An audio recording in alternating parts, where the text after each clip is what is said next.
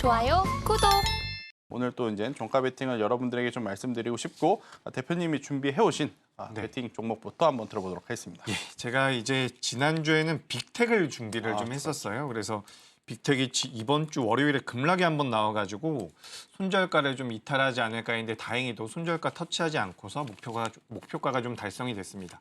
근데 빅텍 같은 경우도 어쨌든 시장 상황에 맞는 종목을 제가 준비를 했었던 건데 지금 이제 우리나라 시장에서 가장 탄력적으로 움직이는 것은 뭐니 해도 전 제약바이오가 아닐까라고 생각을 하고 있습니다. 그래서 우리가 이제 매매를 할 때에는 어떤 것들을 좀 중요하게 생각을 해야 되냐면 지금 우리가 종합주가지수보다 강세 종목군들, 강세 업종을 찾을 필요가 있다는 부분이거든요. 그래서 지금 제가 화면을 잠깐 보여드리도록 할게요. 화면 보시면은 지금 이제 코스피 종합주가지수입니다. 코스피 차트라는 거죠. 코스피 차트가 이렇게 좀 움직이고 있어요. 오늘 뭐 아랫꼬리 달아주면서 좋은 모습들 보이고 있는데 코스피에 상장되어 있는 제약바이오의 업종지수를 한번 보여드리도록 하겠습니다. 자, 지금 화면 보시면은 코스피의 업종지수, 의약품지수거든요. 굉장히 좋은 모습을 보이고 있죠. 그래서 우리가 매매를 할 때는 그래도 시장에서 자금이 모이는 쪽에 대한 관심이 필요하다는 부분 말씀드리면서 전 제약바이오가 하반기 내내 좋을 가능성이 높다라고 보고 있어요. 그래서 저는 하반기까지 계속해서 우리가 제약바이오를 봐야 되는데 그중에서 뭐 아까 전에 말씀드렸었던 금리 인하에 대한 모멘텀도 있고 여러 가지 내용이 있는데 사실 이 개인 투자자분들이 제약바이오 매매하기 좀 어려워하시잖아요. 변동성도 크고 악재도 나오면 주가가 너무 급하게 밀리기 때문에 제가 오늘은 좀 우량한 종목을 하나 말씀드려 보도록 하겠습니다. 제가 오늘 이제 종가 베팅으로 준비한 기업은 종근당이라는 기업이에요. 이 기업은 뭐 대부분의 투자자분들, 우리 시청자분들께서도 많이 알고 계신 기업일 텐데 이 기업 같은 경우는 일단은 기본적으로 안정적인 매출 구조를 가져가고 있는 상황이에요. 근데 이 회사가 이 프랑스 쪽에다가 기술 이전을 한 게 있는데 그게 일단 임상 1상까지밖에 진행이 안 됐어요. 원래 우리가 이제 임상 쪽으로 접근을 해본다라고 한다면 3상 정도가 그래도 좀 의미가 있는 거고 사실 1상은 별로 의미가 없는데 여기서 이제 하반기에 그러니까 지금 하반기죠. 요 시기에 프랑스 쪽에서 관련돼서 이제 임상에 대한 계획을 내놓을 것이다라는 분석들이 나오고 있습니다.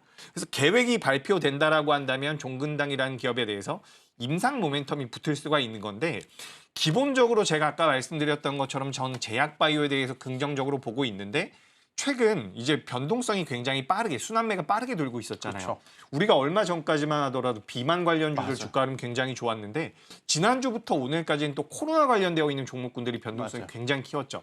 그런데 이런 종목군들이 좀 부담이 된다라고 한다면 저는 전통적인 제약사 그러니까 지금 종근당뿐만 아니라 녹십자 같은 경우도 주가 흐름이 굉장히 단단하게 나오고 있거든요. 그래서 이런 기업들을 봤을 때 저는 제약바이오는 하반기 때는 꼭 한 종목 정도는 하셔야 된다라고 생각을 하고 그중에서 종근당이 어떨까라는 말씀을 좀 드려봅니다. 그래서 오늘 종가 매수가 가능하다라는 말씀 드리고 주가가 이제 변동성을 보인다라고 한다면 상단으로는 13만 5천 원 목표가 그리고 손절가는 10만 원을 잡아드리는데 이 종근당이 현금성 자산이 3천억을 넘게 가지고 있어요. 그래서 뭐 ADC, 리가켐이 열심히 하고 있는 이 ADC 쪽에 대한 투자라든지 뭐 삼성바이오로직스가 열심히 하고 있는 이 CDMO 쪽에 대한 인수라든지 투자도 할 가능성이 높다라는 분석들이 나오고 있습니다. 그래서 지금 우리가 전통적인 제약사로서 종근당을 보는 것도 좋은데 앞으로 모멘텀도 좀 강하게 받아갈 수 있지 않을까라고 생각이 돼서 전 종근당에 대해서 좀 말씀을 드리고 싶고 그리고 이제 본부장님께서도 제가 종목을 살짝 봤더니 이것도 이제 변동성이 굉장히 잘 나올 수 있을 것 같아요. 그래서 한번 소개 좀 해주십시오. 일단 저도 사실 제약바이오 되게 좋아하거든요. 좋아하긴 하는데 참 종목 고르기가 어려운 것 같아서 그리고 이제 혹시 모를 또 만일의 사태에 대비를 해서 저는 해치성을 좀 띠고 있는 기업을 포트에 넣는 것도 나쁘지 않다.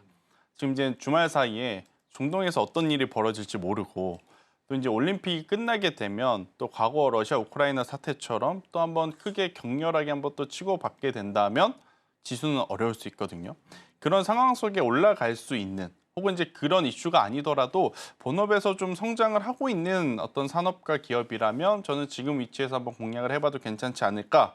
아마 많은 분들이 뭐 방산이야, 뭐 석유야 이제 많이 좀 생각하실 것 같은데 저는 해운 쪽에서 여러분들이 좀 보셨으면 좋겠다라는 생각이 들고 있고 일단 결국에는 우리가 이제 지난 7월 달까지만 하더라도 어떤 이야기를 가장 많이 했냐면 몇 주 연속 상하이 컨테이너 운임 지수가 올라가고 있습니다. 또 그 다음 주면 또 몇 주 연속 올라가고 있습니다. 또 몇 주 연속 올라가고 있습니다. 이 이야기를 했기 때문에 그러한 운임 지수가 상승하는 것들이 반영이 되는 시기가 사실은 2분기보다는 시간의 어떤 텀이 있기 때문에 3분기부터 반응이 될 가능성이 높거든요. 그러면 우리나라 해운사 대다수가 3분기부터는 우리가 생각하는 것보다 더 좋은 성과를 낼 수 있다. 이렇게 좀 보시면 될 것 같고, 한 가지 이제 고민이 되는 부분은 뭐냐면 이 해운사는 뭐냐, 경기가 좋아야 서로 보내는 물건도 많고 받는 물건도 많기 때문에 돈을 많이 버는 거예요.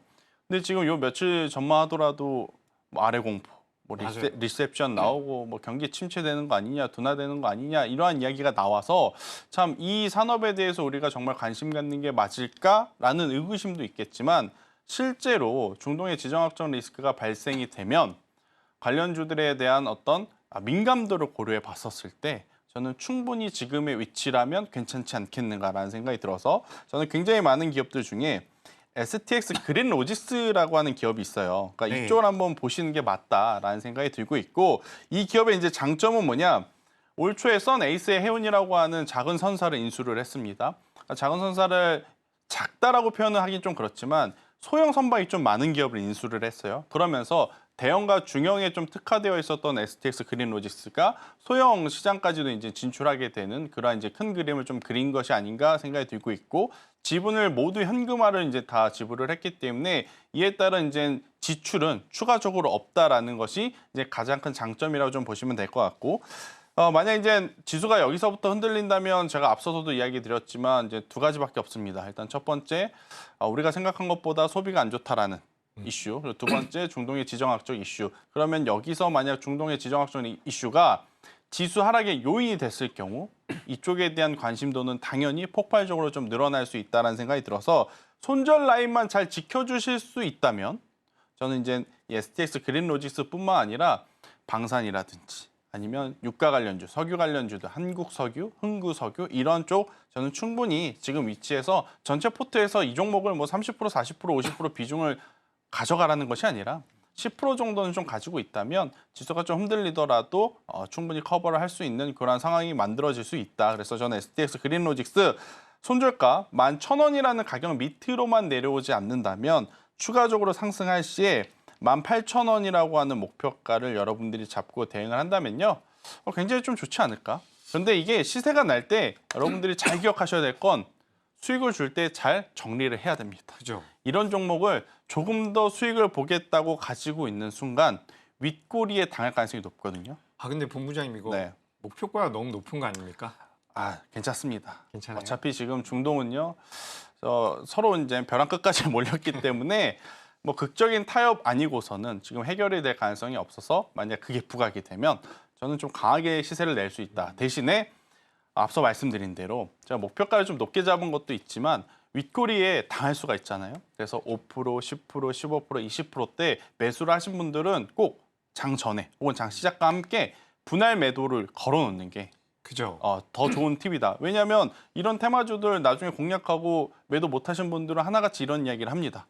딴 거 하는 동안은 이미 시세가 나고 끝났어요. 매도를 못했습니다. 매도를 못했습니다. 그럴 가능성이 높아서 맞아요. 이러한 쪽은 미리 매도를 걸어두는 게 저는 굉장히 좋다. 예, 맞습니다. 이렇게 한번 설명드리도록 하겠습니다.